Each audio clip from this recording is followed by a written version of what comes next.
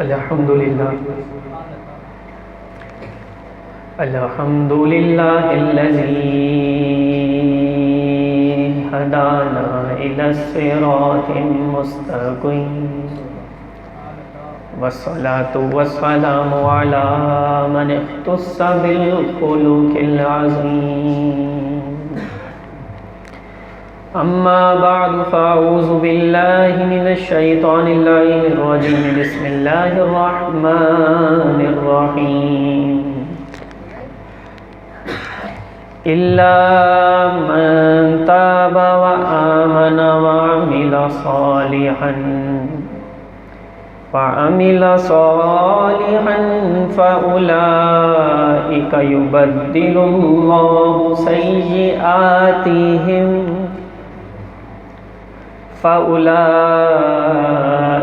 يبدل الله سيئاتهم حسنات وَكَانَ اللَّهُ غَفُورًا رَحِيمًا قَدْ صَدَقْتَ يَا رَبَّ الْعَالَمِينَ إِنَّ اللَّهَ وَمَلَائِكَتَهُ يُصَلُّونَ عَلَى النَّبِيِّ يَا أَيُّهَا الَّذِينَ آمَنُوا صَلُّوا عَلَيْهِ وَسَلِّمُوا تَسْلِيمًا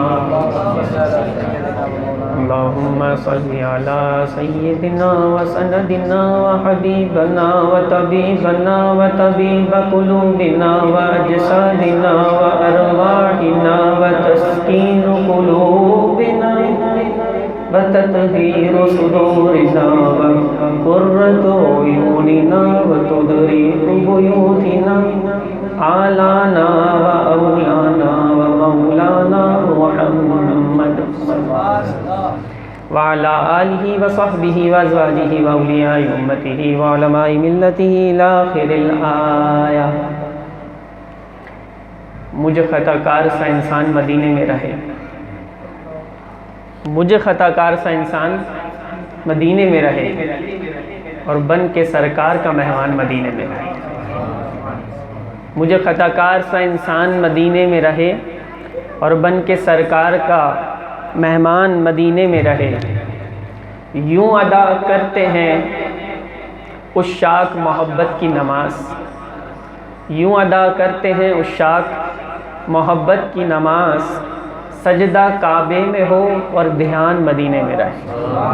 سجدہ کعبے میں ہو اور دھیان مدینے میں رہے۔ ان کی شفقت غم کونین بھلا دیتی ہے، ان کی شفقت غم کونین بھلا دیتی ہے۔ جتنے دن آپ کا مہمان مدینے میں رہے، جتنے دن آپ کا مہمان مدینے میں رہے۔ اور یاد آتی ہے مجھے اہل مدینہ کی وہ بات، یاد آتی ہے مجھے اہل مدینہ کی وہ بات، زندہ رہنا ہے تو انسان مدینے میں رہے، زندہ رہنا ہے تو انسان مدینے میں رہے۔ اور دور رہ کے بھی اٹھاتا ہوں حضوری کے مزے، دور رہ کے بھی اٹھاتا ہوں حضوری کے مزے، میں یہاں اور میری جان مدینے میں رہے، میں یہاں اور میری جان مدینے میں رہے۔ اور چھوڑ آیا ہوں دل و جان یہ کہہ کر اعظم، چھوڑ آیا ہوں دل و جان یہ کہہ کر اعظم، آ رہا ہوں میرا سامان مدینے میں رہے، آ رہا ہوں میرا سامان مدینے میں رہے۔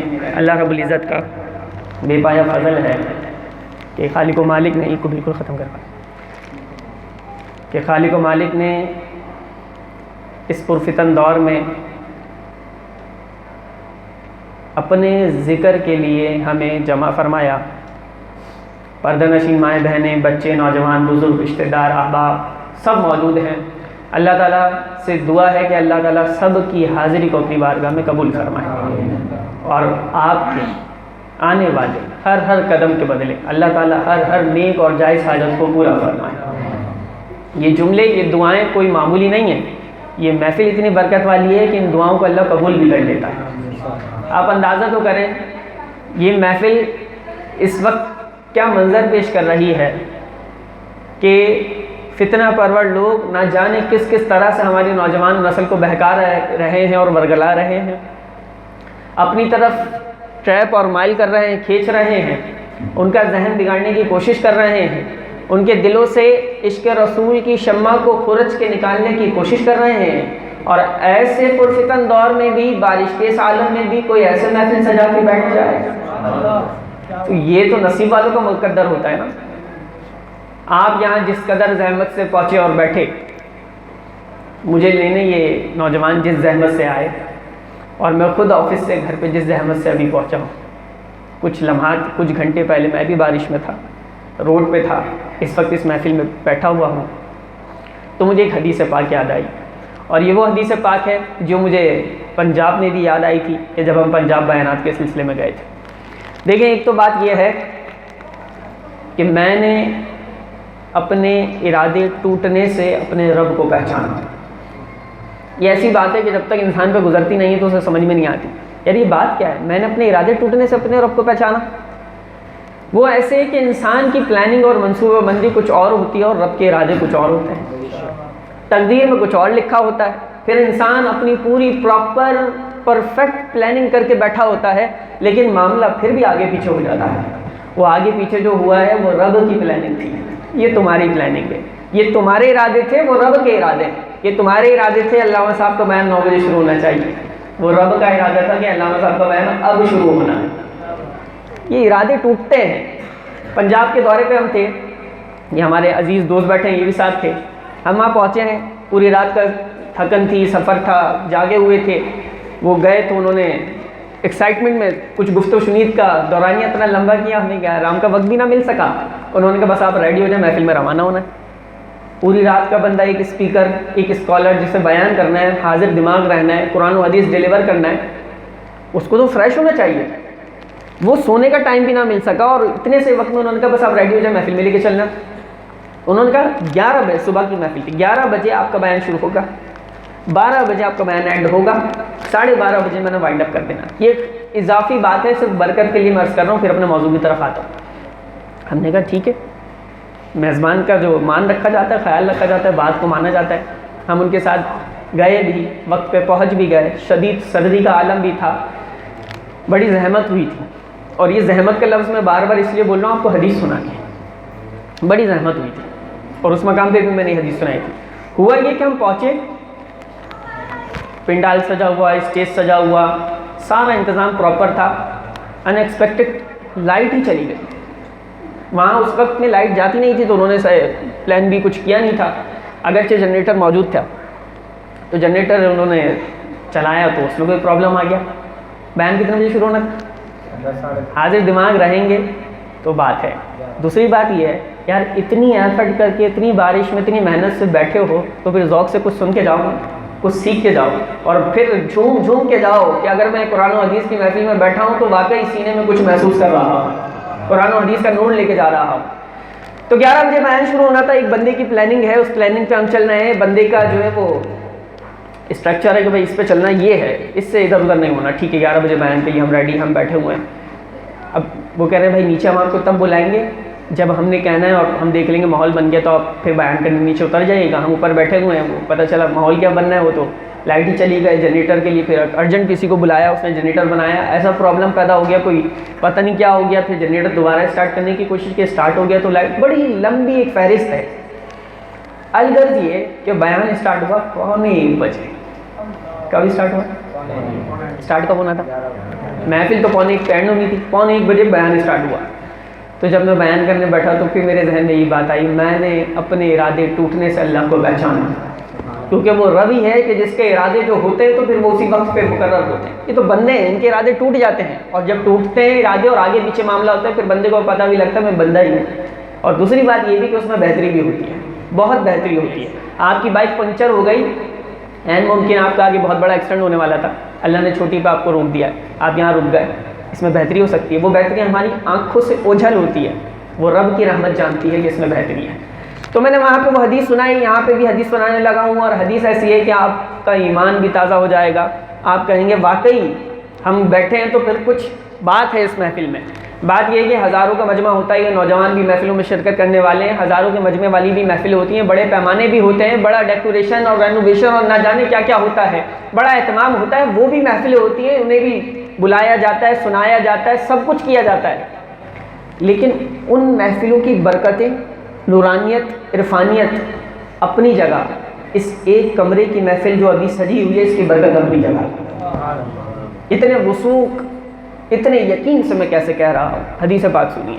حضور علیہ السلام نے فرمایا، آپ سب کی توجہ ہوگی تو ایک ہی بار میں آپ کو حدیث سمجھ میں آئے گی، بولیں سبحان اللہ۔ حضور علیہ السلام نے فرمایا، افضل الاعمال احمزها، اب کما قال علیہ السلام، فرمایا افضل الاعمال، اعمال میں سب سے افضل، نیکیوں میں سب سے بہتر، سب سے بہتر کیا ہے؟ فرمایا احمزها، نیکیوں میں سب سے بہتر نیکی وہ ہے کہ جسے کرنے میں ایفرٹ، زحمت، مشکل زیادہ ہو۔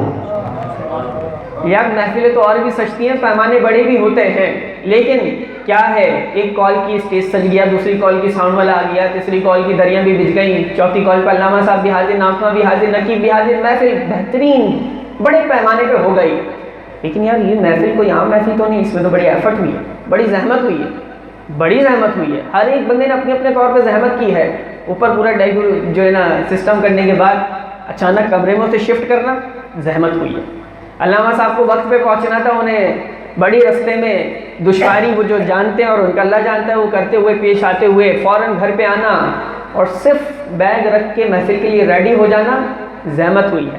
جب زحمت ہوئی ہے تو اے رب ہمیں تو تیرے نبی کے فرمان پہ یقین ہے، اگر شاید کوئی عمل ہمارا کام نہ آ سکے، اے رب ہماری بخشش کے لیے یہ محفل ہی کام آ جائے گی، کیونکہ افضل الاعمال احمدها، اے رب نیکیوں میں، بھلائیوں میں، اچھے کاموں میں، اعمال میں، عبادتوں میں سب سے افضل وہ ہے، تیرے نبی نے فرمایا، جس میں ایفرٹ، مشقت، پریشانی، تکلیف، زحمت زیادہ ہو، وہی سب سے افضل ہو، میزان عمل میں وہی سب سے بھاری ہوگی۔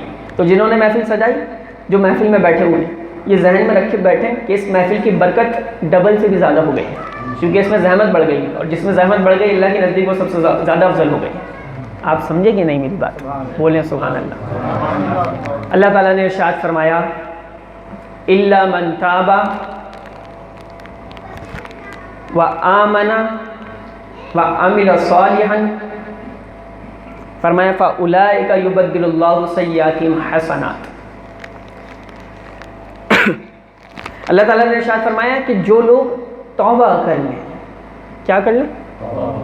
من تاب، توبہ کر لیں، وآمن، اور ایمان بھی لائیں، وعمل صالحا، اور اچھے اعمال بھی کریں، فاولئک، کون یہ جنہوں نے کیا، یہ کون لوگ ہیں؟ فاولئک، یہ وہ لوگ ہیں، یبدل اللہ سیئاتہم حسنات۔ کام کیا کیا کرنے ہیں یہ آپ ذہن میں رکھیں، توبہ کرنی ہے، ایمان والا ہونا ہے، اور تیسرا پوائنٹ کیا ہے؟ وعمل صالحا، اچھے اعمال کرنے، نیکیاں کرنی، تین باتیں آپ نے ذہن میں رکھنی ہے۔ کیا کیا کرنا ہے؟ سب سے پہلے توبہ، پھر آپ ایمان والے بھی ہونے چاہیے، اور تیسری بات اچھے اعمال، اچھے کام، نیکیوں والے کام کا، یہ تین باتیں جس نے کی نا، فَأُولَئِكَ يُبَدِّلُ اللَّهُ سَيِّئَاتِهِمْ حَسَنَاتٍ۔ قرآن میں اللہ فرماتا ہے یہ وہ لوگ ہیں کہ جن کی رب برائیوں کو تبدیل کر کے نیکیوں میں تبدیل فرما دیتا ہے۔ امام غزالی رحمۃ اللہ تعالیٰ علیہ نے جو نقطہ لکھا اس پہ تو قربان ہی ہو جائے۔ امام غزالی علیہ رحمہ فرماتے ہیں کہ جو جتنا بڑے لیول کا گناہ گار ہوتا ہے نا، جتنا بڑا گناہ گار ہوگا، ایک توبہ سے وہ ایک لمحے میں ہی اتنا ہی بڑا نیکوکار بن جائے گا۔ کہ کیسے؟ کہ قرآن پڑھو، اللہ فرماتا ہے یہ تم نے کر لیا نا، سچی توبہ کر لی، فَأُولَئِكَ يُبَدِّلُ اللَّهُ سَيِّئَاتِهِمْ حَسَنَاتٍ، کہ جتنی تمہاری برائیاں ہیں اللہ تبدیل فرمائے گا اور نامہ اعمال میں نیکیاں بنا کے ڈال دے گا، کیونکہ اب جتنا بڑا گناہ گار تھا اب اس کے نامہ اعمال میں اتنی ہی زیادہ نیکیاں پیدا ہو گئی ہیں، تو وہ اتنا ہی بڑا نیکوکار بن گیا ہے۔ حضور علیہ السلام نے ارشاد فرمایا، خیر الناس من ينفع الناس، جامع معنی جوامع الکلم حدیث مبارکہ ہے۔ حضور علیہ السلام ارشاد فرماتے ہیں کہ خیر الناس من ينفع الناس۔ آپ سب کی توجہ ہے، بولے سبحان اللہ۔ اس طرف سے تھوڑا سا آگے ہو جائیں درود شریف پڑھتے ہوئے، تاکہ بالکل پیچھے نہ تھوڑا سا جگہ ملے، آگے ہوں تھوڑا۔ خیر الناس من ینفع الناس، لوگوں میں بہتر سب سے کون ہے؟ یہ آپ کے ذہن میں بھی سوال آ سکتا ہے اور اس کا جواب بھی آپ کے ذہن میں آپ کی سوچ کے مطابق آئے گا، اور جس سے آپ یہ پوچھیں اس کے ذہن میں بھی اس کی سوچ کے مطابق یہ سوال آئے گا کہ لوگوں میں سب سے بہتر کون ہے؟ ہمارے اپنے پیمانے، اپنے معیار ہیں، اپنے سٹینڈرڈس ہیں۔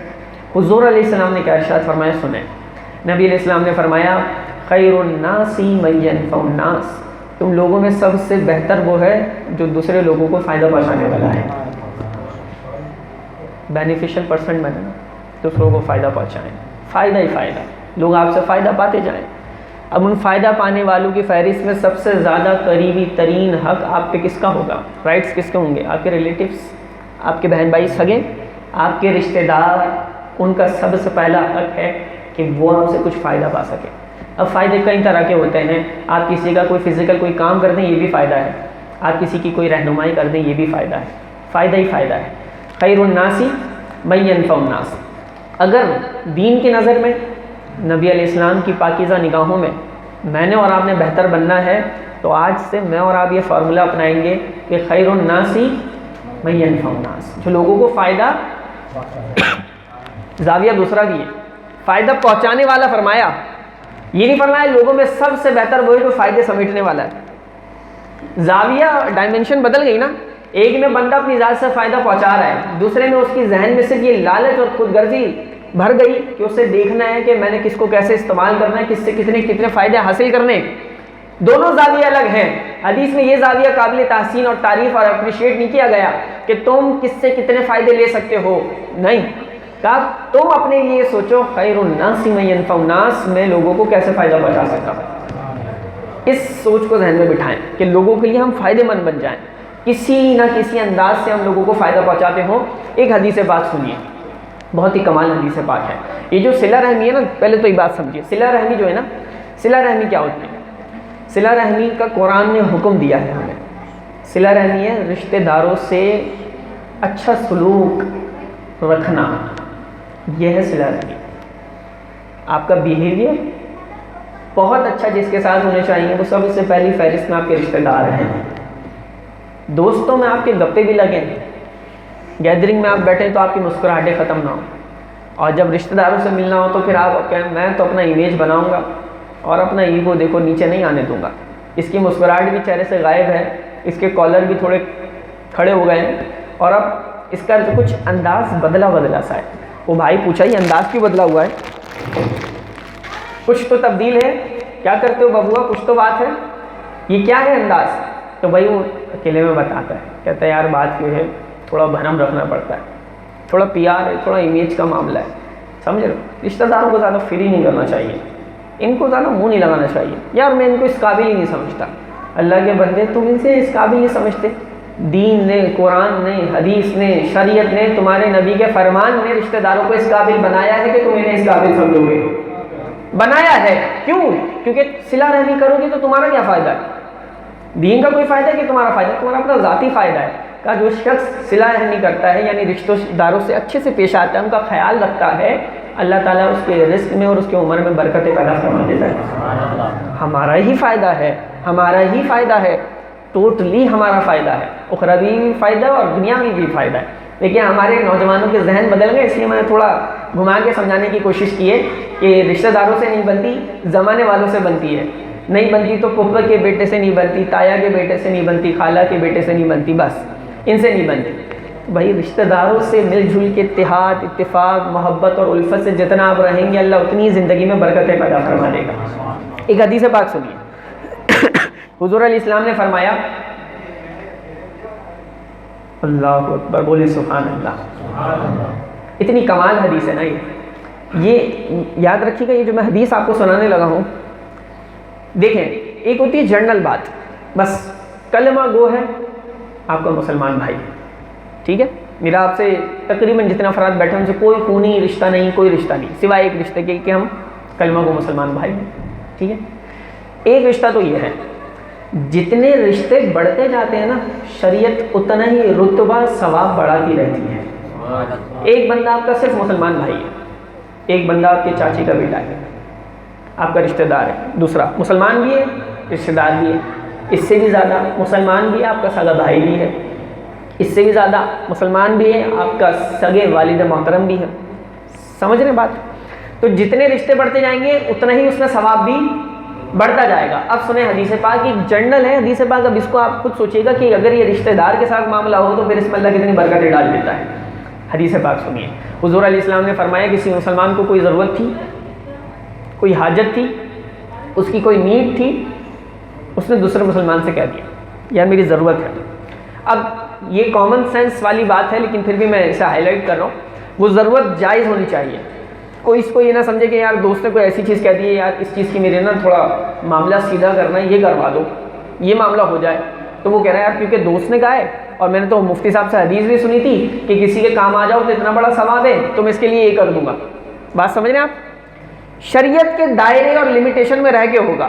حدیث پاک کیا ہے؟ حضور علیہ السلام نے فرمایا جو مسلمان کسی مسلمان کی ضرورت کو پورا کرنے کے لیے چلتا ہے، جو مسلمان کسی مسلمان کی ضرورت کو پورا کرنے کے لیے چلتا ہے، جا رہا ہے، ہر قدم کے بدلے میں اللہ تعالیٰ اس کے 70 گناہوں کو معاف فرما دیتا ہے اور اس کے نامہ عمل میں 70 نیکیاں لکھ دیتا ہے. اگر کوئی بائک پہ جا رہا ہے، دور جدید کے حساب سے سمجھا دیتا ہوں، ذہن میں سوال آئے گا یار نہیں پیدل ہی جانا پڑے گا اتنی دور، پیدل مدد کرنے جاؤں. بائک پہ جائیں، گاڑی پہ جائیں، جیسے سہولت ہو جائیں. مراد یہ ہے ڈسٹینس، جتنے ایک قدم کا فاصلہ ہے نا وہ ڈسٹینس مراد ہے. اگر کوئی آج کے دور میں گاڑی پہ جانا چاہتا ہے جائے، تو جتنا وہ فاصلہ طے کریں گے نا ہر قدم کے بدلے اللہ 70 نیکیاں بھی اس کے نامہ اعمال میں لکھ دے گا، 70 گناہوں کو معاف بھی فرما دے گا. فرمایا یہ بندہ ابھی صرف جا رہا ہے، اب اس کے جانے کی وجہ سے اس مسلمان بھائی کی ضرورت پوری بھی ہو گئی. اللہ تعالیٰ اس بندے کو ایسے گناہوں سے پاک کر دیتا ہے جیسے ابھی ماں کے بطن سے پیدا ہوا ہے. جب بچہ اس دنیا میں آتا ہے تو وہ ضمیر بے داغ ہوتا ہے، اس کے ضمیر پہ گناہوں کو کوئی داغ اور دھبا نہیں ہوتا، بالکل صاف شفاف شریف النفس اور پاکیزہ ضمیر اور پاکیزہ نفس وہ بچہ ہوتا ہے. جیسے بچہ اس دنیا میں آتا ہے جسٹ ود ان سیکنڈ، جیسے وہ جس کیفیت میں ہوتا ہے نا بالکل ایسے اللہ اسے پاکیزہ صاف ستھرا کر دیتا ہے، گناہوں سے پاک ہو گیا. کتنا بڑا کارنامہ سر انجام دیا ہے، صرف اتنا کسی کے کام آ گئے اور اس کا کام بن گیا. اب آخری لفظ سنیں، جملہ سنیں حدیث کا یہ بندہ اس کی ضرورت پوری کرنے مسلمان کی گیا تھا، ضرورت پوری کرنے کے دوران اس کو موت آ گئی، کوئی حادثہ ہو گیا، کوئی مسئلہ ہو گیا، کوئی طبعی موت آ گئی، نیچرلی اس کی ڈیتھ ہو گئی، اس کو موت آ گئی. شروع حدیث جہاں سے چلی تھی وہاں سے یاد رکھنا ہے. جب جا رہے ہیں تو ہر قدم کے بدلے 70 نیکیاں اور 70 گناہ معاف. کام بن گیا تو ایسے گناہوں سے پاک جیسے ماں کے بطن سے بھی پیدا ہوئے.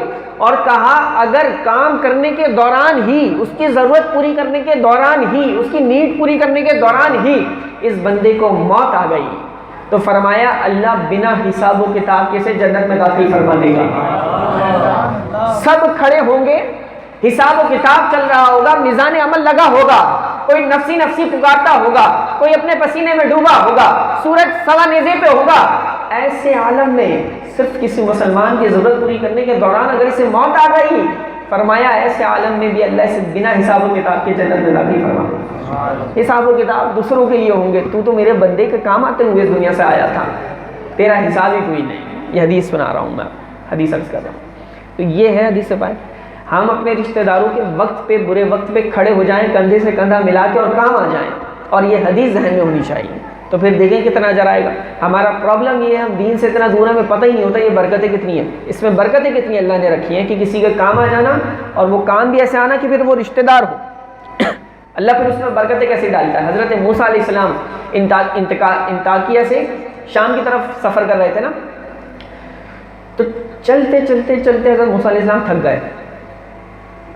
تو حضرت موسیٰ علیہ السلام نے اللہ تعالیٰ سے، نبی تھے، لاڈ اور ناز ہوتے ہیں اپنوں کے پیاروں کے. یہاں ایک یار اور دوست بنا لو تو وہ کہتا ہے یار ابھی چائے پینی ہے، اس کے ناز اٹھاؤ، اسے چائے پلاؤ. یار ابھی یہ کرنا ہے، یار ابھی یوں دل چاہ رہا ہے. اب وہ دوستی ہے کی ہے نا، دوستی کی ہے تو نبھانا بھی ہے، تو پھر دوستی میں اس کے لاڈ اٹھائے جاتے ہیں، اس کے ناز اٹھائے جاتے ہیں، اس کے مزاج کے مطابق چلا جاتا ہے. اس کا موڈ سیریس ہے تو بھائی کوئی ہنسی مذاق ہی نہیں کر رہا، بھی وہ سیریس ہے. دوستی کی قدر کرنے والے یہ کرتے ہیں، اور یہ مسکراہٹیں بتا رہی ہیں یہ کرتے ہیں. تو ایک سمجھانے کی مثال دی ہے نا. جب یاری ہو، دوستی ہو، تو پھر باتیں بھی مانی جاتی ہیں. یہ دنیا کی سمجھانے کے لیے مثال تھی بلا تشبیہ. حضرت موسیٰ علیہ السلام سفر کرتے کرتے تھک گئے کہ یا اللہ سواری چاہیے، سواری چاہیے. انطاکیہ سے شام کی طرف سفر ہے. اللہ تعالیٰ نے فرمایا فلاں پہاڑ کی طرف میرا ایک بندہ ہے، اس شکل و صورت کا، تشخیص کر دی، اس کے پاس جاؤ، اسے کہنا کہ تمہیں سواری چاہیے، وہ تمہیں سواری پرووائڈ کرے گا، سواری دے گا. ٹھیک ہے. حضرت موسیٰ علیہ السلام جلیل القدر نبی، اللہ اصل میں کچھ دکھانا چاہتا تھا اور ہمارے لیے کچھ ٹرانسفر اور منتقل ہو کے آنا تھا، سمجھانا چاہتا تھا، اس لیے یہ واقعہ پیش آیا. حضرت موسیٰ علیہ السلام نے کہا اے رب سواری چاہیے. کہا جاؤ پہاڑ کے قریب ایک شخص ہے، اس سے کہنا وہ سواری دے گا. ڈھونڈتے ڈھونڈتے حضرت موسیٰ علیہ السلام پہنچے، اس شخص کو پہچان لیا. اس شخص سے کہا مجھے شام کے سفر درپیش ہے اور مجھے سواری چاہیے. نوجوان تھا. اس نوجوان نے نا ہاتھ اٹھائے اور کہا اے اللہ ایک بادل کا ٹکڑا تو بھیج، ان کو میں نے ذرا شام پہنچانا ہے. اس کی دعا کرنے تھے، ہاتھ پھیرنے تھے، ایک بادل کا ٹکڑا آتا ہے. حضرت موسیٰ علیہ السلام حیران، یہ نوجوان بظاہر معمولی شکل و صورت میں دکھنے والا، اور اللہ نے ایسی دعا قبول کی. بادل کے ٹکڑے پہ سوار ہو گئے، جہاں پہنچنا تھا سفر ختم ہوا، پہنچ گئے.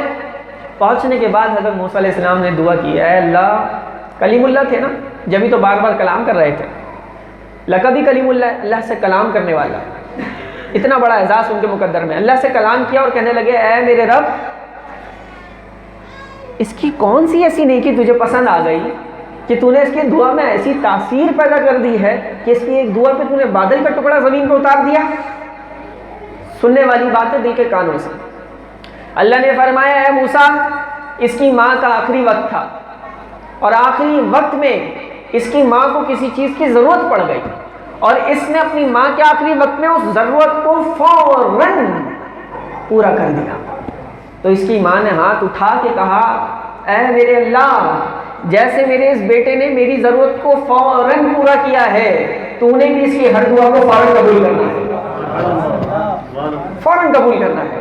کہا یہ دعا کا صدقہ ہے کہ اللہ نے جو جملہ ارشاد فرمایا نا، کہا یہ اے موسیٰ یہ اس کی ماں کے اس دعا کا صدقہ ہے. یہ بادل کا ٹکڑا تو کم چیز ہے، اگر یہ کہے کہ اس آسمان کو زمین سے ملا دو میں وہ بھی کر دوں گا، میں وہ بھی کر دوں گا. اس کو اس کی ماں کی دعا ایسی لگی ہے، کیونکہ اس کی ماں نے دعا ایسی دی ہے کہ اے رب جب بھی میرے بیٹے نے دعا مانگنی ہے نا، تو نے فوراً قبول کر لینی ہے، فوراً اس کو عطا کر دینا ہے. ہم اپنی ماؤں کی دعائیں کب سمیٹیں گے؟ ہم نے بہت معمولی جانا ہے اپنی ماؤں کو. ہم نہیں سمجھے کہ ہمارے گھر میں نعمتیں کون سی اللہ نے رکھی ہیں. تو ماں کوئی عام چیز، معمولی چیز نہیں ہے، بڑی ہستی ہے جو سب کے دل میں بستی ہے. اس ہستی کا مقام اللہ نے بڑا رکھا ہے.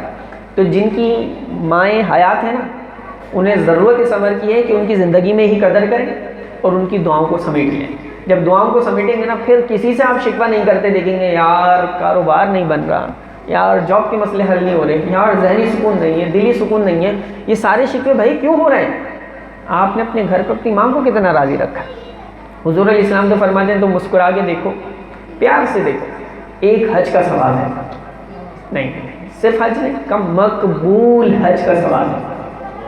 اتھینٹیکیشن کس دربار سے مل رہی ہے؟ اتنا بڑا آپ لاکھوں کا خرچ کر کے آ جائیں، اگرچہ وہ فرض حج ہے اور یہ نفلی حج کا ثواب ہے، اتنے بڑے خرچے کے بعد بھی حاجی صاحب سے اگر کوئی پوچھ لے کہ حاجی صاحب آپ کا حج قبول ہوا ہے، وہ کہیں گے یہ تو اللہ ہی بہتر جانتا ہے. اتھینٹیکیشن ہی نہیں ہے، کوئی سرٹیفکیٹ ہی نہیں قبول ہوا ہے.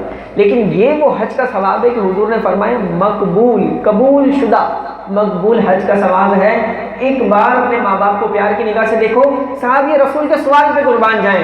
صحابی رسول نے عرض کی حضور ماں باپ تو گھر میں ہی ہوتے ہیں، اگر کوئی 100 بار پیار کی نگاہ سے دیکھے کہ رب کی رحمت کے خزانوں میں کمی نہیں. کوئی 100 بار بھی اپنے ماں باپ کو پیار کی نگاہ سے دیکھے، اللہ 100 حج کا ثواب عطا فرمائے.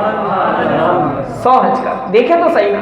کبھی ماں پہ نظر ڈالو تو صحیح نا کہ کتنی محنت سے میری ماں میرے لیے روٹیاں بنا دیتی ہے، کبھی کپڑے دھو دیتی ہے، کبھی میرا خیال رکھتی ہے، کبھی میرے آنے کا پوچھتی ہے، کبھی میرے جانے کا پوچھتی ہے، کبھی نہ آنے تک میرے سوتی نہیں ہے، کتنی فکر مند ہوتی ہے. کبھی باپ کو بھی تو دیکھیں، خون پسینے کی کمائی سے پال پوس کے بڑا کرنے والا باپ، باس کی 2 گالیاں سن کے عزت نفس خراب ہونے کے باوجود وہاں پہ روکنے والا باپ کہ نہیں گھر پہ ایک شہزادہ بھی پل رہا ہے، اس کا پیٹ کون پالے، نہیں چھوڑ کے آتا وہ جاب. 10 باتیں بھی لوگوں کی سن لیتا ہے، ان لوگوں کے ساتھ بیٹھتا ہے کہ جن کے ساتھ وہ بیٹھنے کا اس کا دل نہ چاہے، صرف اس لیے بیٹھتا نہیں یار مجبوری ہے، گھر پہ اپنے بچے کو بھی تو پالنا ہے.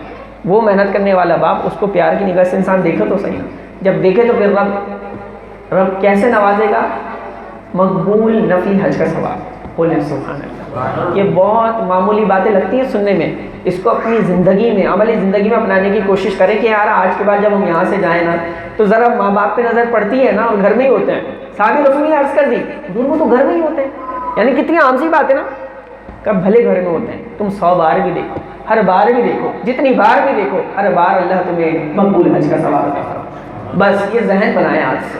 جن کے والدین زندہ ہیں ان کی دست بوسی کریں، ان کا ماتھا چھوئیں۔ حضور علیہ السلام نے کیا کمال حدیث میں اکثر سنایا کرتا ہوں اور جھوم جھوم کر سنانے والی حدیث ہے۔ حضور علیہ السلام نے فرمایا من قبل عینی امہ کان لہ سترا من النار، اور کما قال علیہ السلام فرمایا جس نے اپنی ماں کے دونوں آنکھوں کے درمیان ماتھے پہ چوم لیا، بوسہ دے دیا، یہ چومنا قیامت کے دن جہنم سے بچنے کا ذریعہ بن جائے گا۔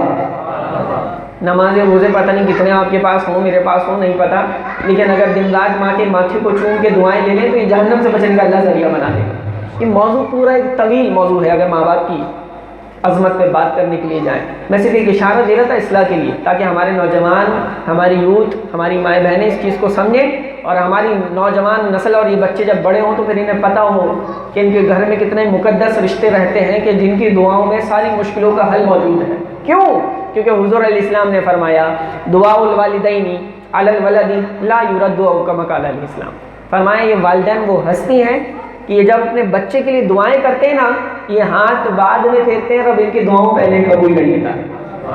اپنے بچوں کے لیے جو والدین دعائیں کریں، کئی بچوں کے حق میں اللہ دعائیں فوراً قبول کر لیتا ہے۔ اتنی برکت ہوتی ہے والدین کی دعاؤں میں۔ ہم نے والدین کی دعاؤں کو نہیں سمیٹا، باقی جہاں بھر کی چیزیں ہمارے دامن میں موجود ہیں۔ اختتامی طور پہ میں اپنی چند باتوں کو پیش کر اختتام کی طرف لاتا ہوں۔ حضرت موسیٰ علیہ السلام نے، امام فخر الدین رازی علیہ الرحمہ نے تفسیر کبیر میں ایک بات لکھی ہے اور بڑی کمال لکھی ہے۔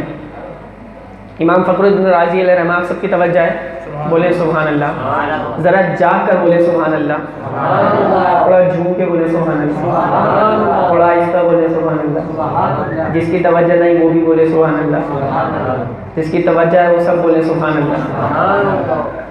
ماحول ایموشنل ہو جاتا ہے نا تو پھر بندے کہتے ہیں اب تو سو جانا ہے، بس ایموشنل ہو کے سننا ہے۔ ایموشنل ہونا بھی چاہیے، موضوع بھی ایسا ہے، لیکن تر و تازہ ہو کر بیٹھیں، دماغ حاضر، وجدان حاضر، وجود حاضر، کیونکہ بات کوئی عام نہیں ہو رہی۔ میرے نبی کا فرمان جب سنایا جائے اور میرا دھیان کہیں اور چلا جائے، یہ میری غیرت کو گوارا نہیں، یہ میرے ایمان کو گوارا نہیں۔ میرے نبی کا فرمان سنایا جائے اور وہ فرمان سنایا جائے کہ جس فرمان کو سنانے کے لیے اتنے اہتمام سے بیٹھے ہیں، اتنا انتظار کیا ہے، پھر توجہ ادھر ادھر کیسے چلی جائے۔ امام فخر الدین رازی علیہ الرحمہ فرماتے ہیں حضرت موسیٰ علیہ السلام کے دل میں خیال گزرا کہ اے رب، یہ وحی کی ذمہ داری، اتنی بڑی ذمہ داری مجھ پر، اور میرا گھر، میرا معاش۔ آج ذہن میں آتا ہے یار دین پہ چلوں گا تو کھاؤں گا کیسے، دین پہ چلوں گا تو گھر کا کیسے پورا ہوگا۔ یار مانا میں اوپر کی بھی کمائی کرتا ہوں، لیکن اگر اوپر کی کمائی چھوڑ دی تو حلال میں پورا کیسے ہوگا۔ تمہارے ایمان کی اتنی کمزور کیفیت پہ تم کھڑے ہو کہ تمہیں اندازہ ہی نہیں، جس رب کے تم بندے ہو، اگر تمہیں اندازہ ہو جائے کہ تم کس رب کے بندے ہو تو پھر یہ سارے وہم، خیالات، یہ شک دور، یہ ڈاؤٹس دور ہو جائیں گے، تمہارے دل کا ایمان مضبوط ہو جائے گا، کیونکہ میں اس رب کا بندہ ہوں کہ جو فرماتا ہے تو میری ذات پہ یقین کر تو صحیح، وہاں سے دوں گا جہاں سے تیرا گمان بھی نہیں ہوگا۔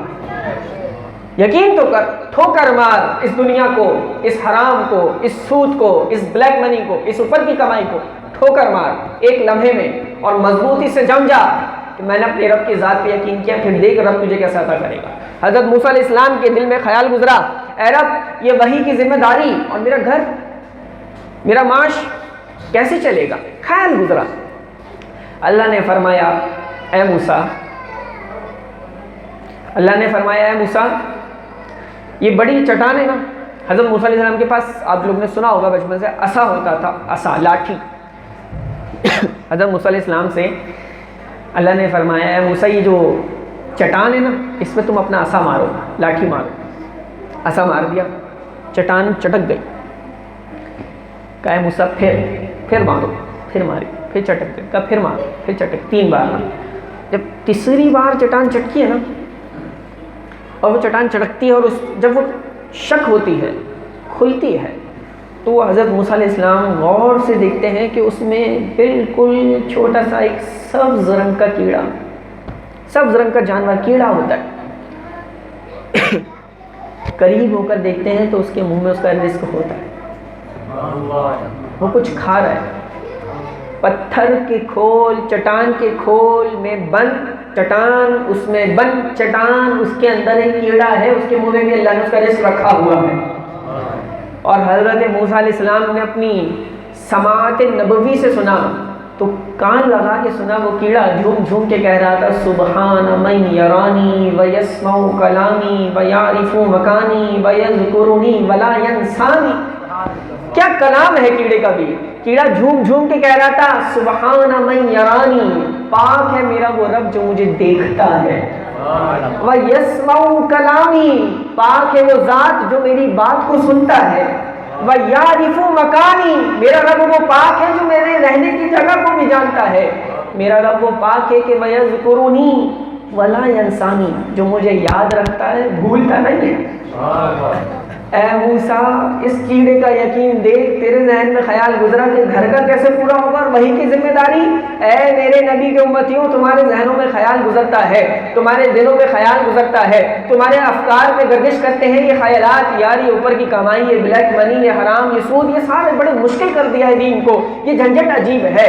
ارے نادان، تم اس جھنجھٹ کو ٹھوکر مار کے حلال کی طرف آؤ تو صحیح۔ یہ جو شیطان تمہارے دل پہ دستک دے کے، تمہارے ذہن پہ دستک دے کے بار بار کہتا ہے کہ تم حرام نہیں کماؤ گے تو پورا کیسے ہوگا، اور حلال اتنے اس میں کیسے پورا ہوگا، ضرورتیں کیسے پوری ہوں گی، تو پھر سنو نا، وہ کیڑا چٹان کے اندر چٹان ہو اور اس کے اندر وہ کیڑا ہو اور اس کو بھی رزق دیتا ہے۔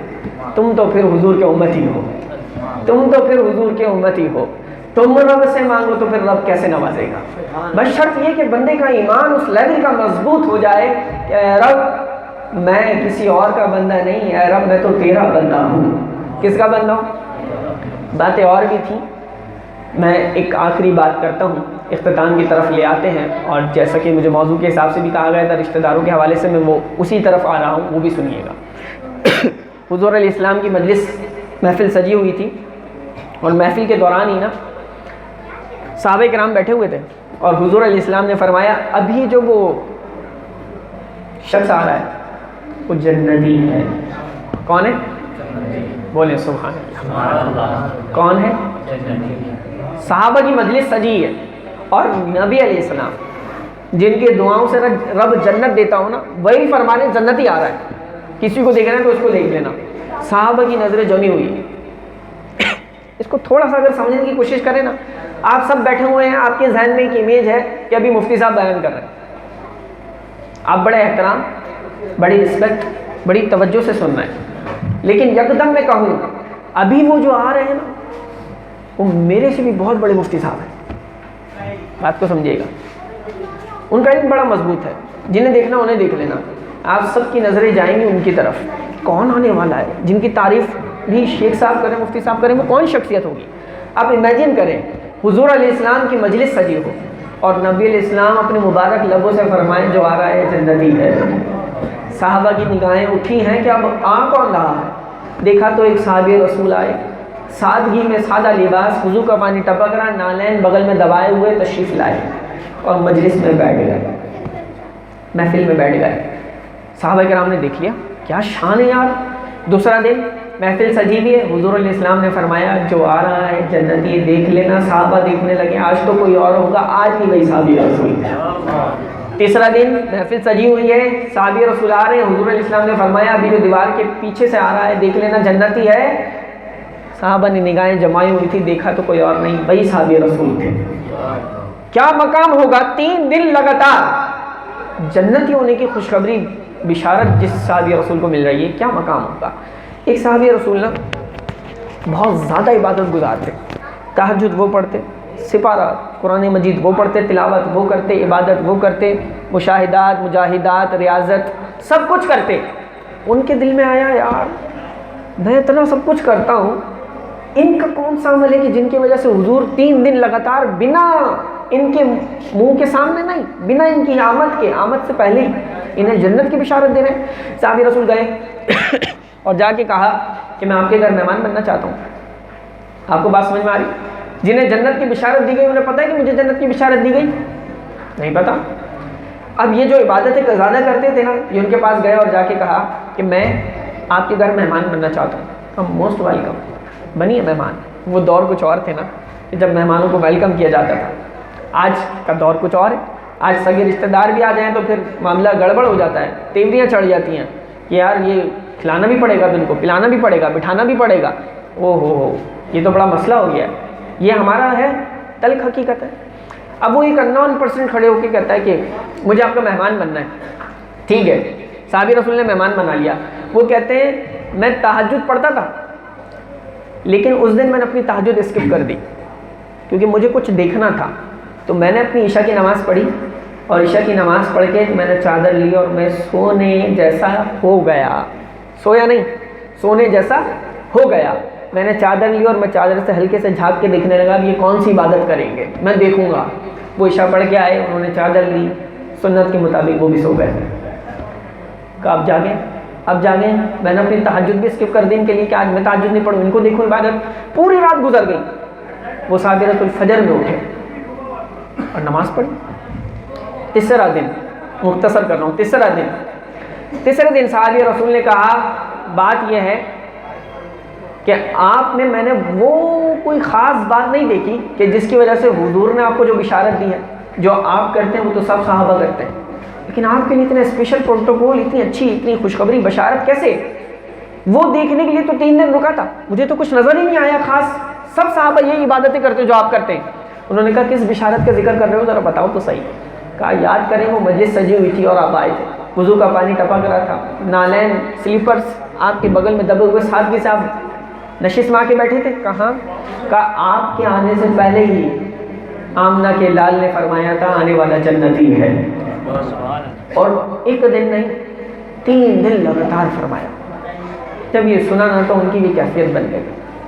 تو وہ کہنے لگے پھر میرے دل میں خیال آیا میں بھی تو جانوں آپ کا خاص عمل کون سا ہے جس کی وجہ سے اللہ نے آپ کو یہ رفعت، یہ عزت، یہ بلندی، یہ مقام دیا ہے کہ حضور 3 دن تک لگاتار آپ کو جنتی قرار دے رہے ہیں. بس اس وجہ سے میں نے سوچا کہ آپ کے گھر کا مہمان بنتا ہوں، آپ کا وہ خفیہ عمل اور پوشیدہ عمل اور نیکی جان لیتا ہوں کہ جس کی وجہ سے آپ کو یہ مقام و مرتبہ ملا.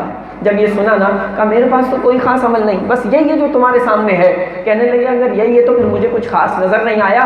اور جب جانے لگے نا تو انہوں نے کہا برخوردار، او شہزادے، او میرے بیٹے، آؤ ادھر آؤ، اگر تم جاننا ہی چاہتے ہو کیا عمل ہے تو میں بتا دوں. کہا ہاں ضرور بتائیں.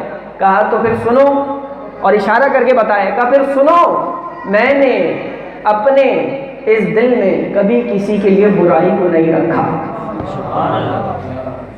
اپنے اس رب کے گھر میں، بیت الرحمن، یہ جو رب کا گھر ہے، یہ دل، یہ صاف، شفاف، پاکیزہ، اس مقدس دل میں یہ رب کے ذکر کی جگہ ہے، رب کی محبت اور معرفت کی جگہ ہے. میں نے اس دل میں کبھی کسی اللہ کے بندے کے لیے برائی کو نہیں رکھا. جب صحابی نے یہ سنا تو صحابی نے کہا ہاں ہونا، یہی تو وہ بات ہے جس کی وجہ سے حضور نے آپ کو یہ بشارت دی. اپنے اس دل کو اللہ کے بندوں کے لیے صاف اور پاکیزہ رکھ لینا کوئی معمولی بات نہیں. آج کے دور میں اپنے سگے رشتہ داروں سے بھی دل صاف نہ ہو تو پھر کیا فائدہ اس دل کا. اپنے سگے رشتہ داروں کے لیے بھی ہمارے اس دل میں برائیاں اور ہم زندگیاں گزار رہے ہیں اور نمازیں بھی پڑھ رہے ہیں اور ہم سمجھ رہے ہو بھائی رمضان آ جائیں گے تو روزے بھی رکھ لیں گے اور تراویح بھی پڑھ لیں گے اور ختم قرآن شریف بھی ہو گیا، ساری برکتیں آپ کو مل گئیں.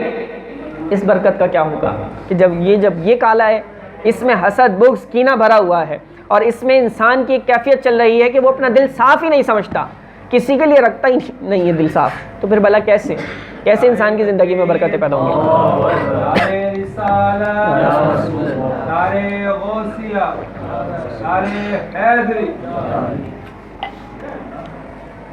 میں نے جو آپ سے بات عرض کی تھی نا کہ آپ جب اٹھ کے جائیں تو آپ کے سینے میں کچھ ہونا چاہیے، آپ کے دامن میں کچھ ہونا چاہیے. تو مجھے تو رب کی رحمت سے امید ہے کہ آپ کے دامن میں کچھ ہے، کچھ آیا ہے، کچھ بیان میں آپ کو سمجھ میں آیا ہوگا، کچھ آپ اپنی پریکٹیکل لائف اور عملی زندگی میں اسے اپنائیں گے. تو اپنائیں گے تو پھر آپ اس کی برکتیں خود ہی دیکھیں گے. اس کے رنگ بھی آپ خود دیکھیں گے. ایک بندہ تھا نا، وہ مر گیا، انتقال ہو گیا، اس کو کسی نے خواب میں دیکھا کہ ماں فعل اللہ بکا، اللہ نے تمہارے ساتھ کیا معاملہ کیا؟ کہا کوئی عمل ہی نہیں تھا میرے کہ میرے کام آ سکتا اور میں بخشا جاتا. کہا پھر؟ کہا اللہ کو ایک ادا پہ پیار آ گیا اور رب نے اسی ادا کے صدقے بخش دیا. کہا وہ ادا کیا تھی؟ کہا جب بھی میں بستر پہ سونے کے لیے روزانہ لیٹتا تھا نا، آنکھیں بند کرتا تھا اور اپنے رب سے بات کرتا تھا، آنکھیں بند کر کے کہتا تھا اے میرے اللہ آج کے دن، روزانہ ہی عمل تھا، اے میرے اللہ آج کے دن تیرے جس بندے نے بھی میرا دل دکھایا ہے تو تیرے بندے، میں نے انہیں معاف کر دیا. بڑا ظرف چاہیے معاف کرنے کے لیے، معافی مانگنے کے لیے بھی ظرف چاہیے، معاف کرنے کے لیے بھی ظرف چاہیے. یہ انا کا سریہ جو فرعون اندر بیٹھا ہے نا، یہ کہتا ہے میں نے معاف نہیں کرنا، میرے آگے یہ گستاخی، میری یہ نافرمانی، میرے لیے یوں میں زندگی گزر رہی ہے. کہا میرا یہ عمل تھا، آنکھیں بند اور یہ خیال اے میرے اللہ ہے تو تیرے ہی بندے نا، دل دکھایا میرا، نافرمانی میری، جو بھی کیا میرے ساتھ میں نے تیرے لیے تیرے بندوں کو معاف کر دیا. کہا میں اپنا دل ہلکا کر کے سوتا تھا، معاف کر کے سوتا تھا سب کو.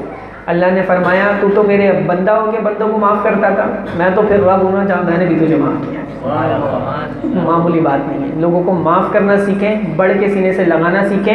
حضور علیہ السلام کے پاس صحابی رسول آئے، حضور علیہ السلام نے فرمایا برکت کا وظیفہ، برکت کی محفل، اس لیے میں اس پہ اختتام کرنا چاہتا ہوں کہ جو برکت کی محفل سجائی ہے تو پھر برکتیں ملتی بھی ہیں، اور برکتیں ملیں گی کیسے؟ کہ برکت والے اعمال بھی اپنائیں. حضور علیہ السلام نے فرمایا جو شخص گھر میں داخل ہو، ایک عمل ہے. صحابی رسول نے عرض کی تھی حضور تنگ دستی ہے، کوئی برکت کا وظیفہ دے. صحابی رسول نے برکت کا وظیفہ مانگا، حضور علیہ السلام نے برکت کا وظیفہ دیا، اور وہ وظیفہ دیا تو صحابہ کہتے ہیں اس وظیفے کی وجہ سے ان صحابی رسول کو جو تنگ دست تھے اللہ نے اتنا نوازا کہ وہ جھولیاں بھر بھر کے طیبہ میں خیرات بانٹتے تھے، کم نہیں ہوتی تھی. کیسا وظیفہ ہوگا؟ حضور علیہ السلام نے فرمایا اے میرے صحابی، اور صحابی کے ذریعے پوری امت کو یہ وظیفہ دیا کہ جب تم گھر میں انٹر ہوگے، داخل ہوگے، تو گھر میں قدم رکھتے ہی تم نے سب سے پہلا کام یہ کرنا ہے کہ السلام علیکم ورحمۃ اللہ. سب سے پہلے کیا کرنا ہے؟ سلام. سلام. دوسرا کیا کام کرنا ہے؟ کہ دوسرا کام یہ کرنا ہے کہ مجھ پہ درود پڑھنا ہے.